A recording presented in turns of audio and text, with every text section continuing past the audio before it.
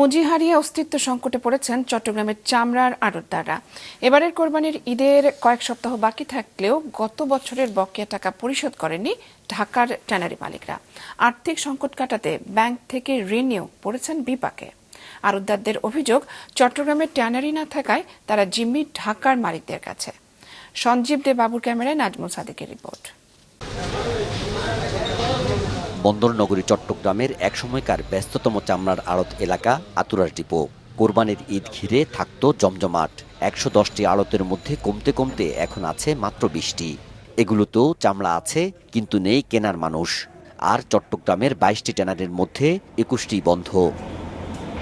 মৌসুমি ও ক্ষুদ্র ব্যবসায়ীদের কাছ থেকে চামড়া সংগ্রহ ও লবণ দিয়ে প্রক্রিয়াজাত সহ ঢাকায় পাঠানো সবই করেন আড়তদাররা।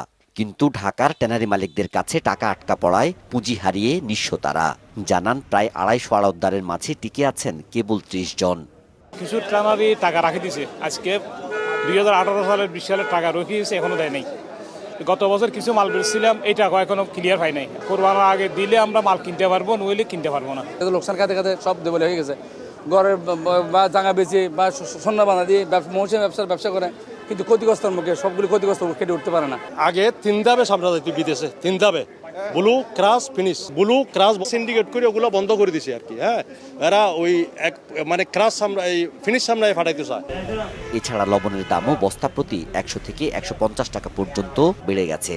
এতে একটি গরুর চামড়া সংরক্ষণে লবণ আর শ্রমিকের পেছনেই চলে যায় ৪০০ টাকার বেশি। 470 খরচা পড়ে। এর পরে আমরা মনে করে আমরা খরিদ করার পরে যখন টানা মালিক আসবে আমাদের লোকসান হয়ে যায়।